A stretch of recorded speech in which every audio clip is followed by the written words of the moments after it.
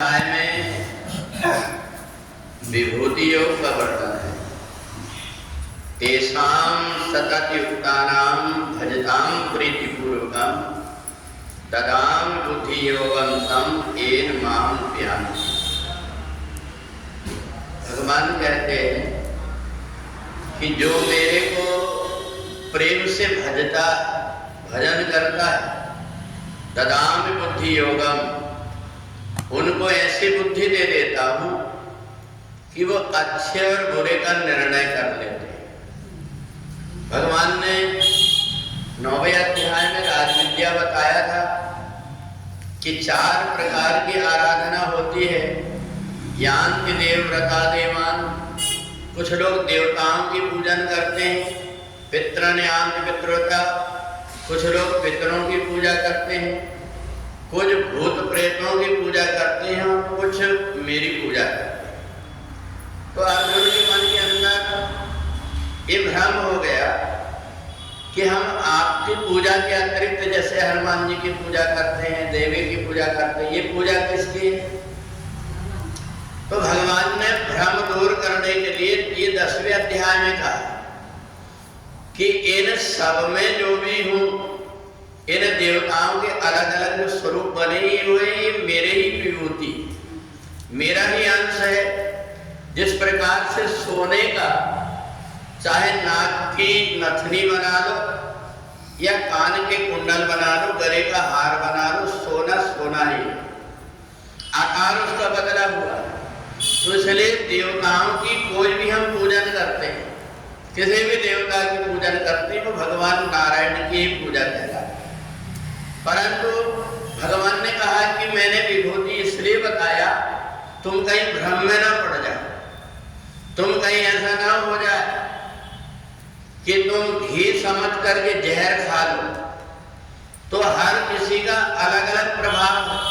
तुम सोचो कि सब में परमात्मा है, तो जैसे घी हम एक कटोरी पी जाए वैसे जहर उठा करके पी जाए।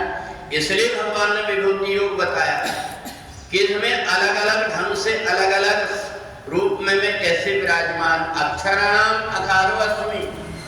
भगवान कहते हैं कि तुम्हें मिलने के लिए और कुछ नहीं करना पड़ेगा, केवल तुम गीता का पाठ कर लेते हो, ये मेरे से मिलन हो गया।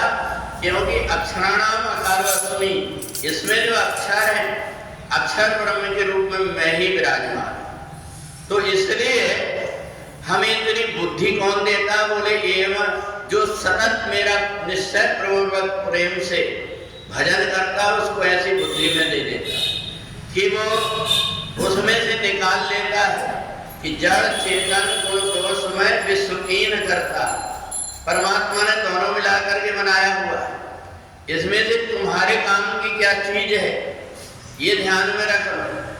दूध पीना है तो दूध में, गाय के दूध में और गधे के दूध में अंतर। इसलिए ये तुमको निर्णय करना पड़ेगा। दूध तो दूध है, परंतु हमें लेना क्या चाहिए। तो इसलिए अलग अलग भगवान ने बताया कि पहाड़ों में मैं हिमालय पर्वत हूँ।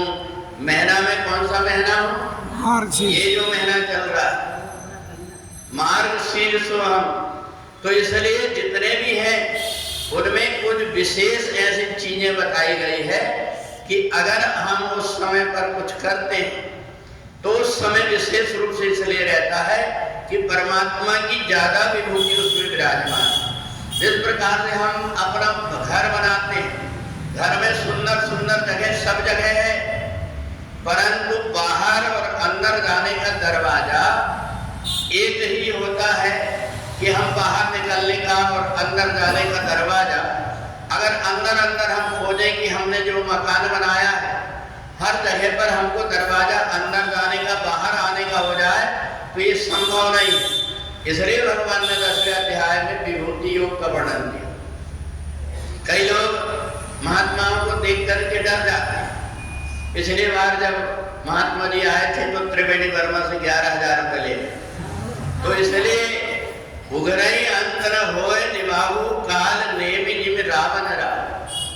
तो हमारी बुद्धि भगवान ऐसे दे देता है जो पहचान लेता है कि ये संत है और ये असंत है। तो इसलिए तदां बुद्धि योगम तम तो इसलिए परमात्मा की भक्ति करने से हमें ज्ञान हो जाता है। और जो व्यक्ति गीता रोज पाठ करता है उसके हृदय में तो परमात्मा का निवास हो जाता है, अर्थात ये कहें कि उसका हृदय वैकुंठ बन जाता है। तो इसलिए दिन भर हम जितने भी कृपा के कार्य करते हैं वो सब प्रकार के कार्य अग्नि में जैसे कचरा डालने से भस्म हो जाते हैं, ऐसे जो व्यक्ति गीता का पाठ कर लेता है, परमात्मा की भक्ति कर लेता है और इससे ही अपने दिन की शुरुआत करता है, उसका पूरा जीवन मंगलमय हो जाता है। बोले वृंदावन बिहारी लाल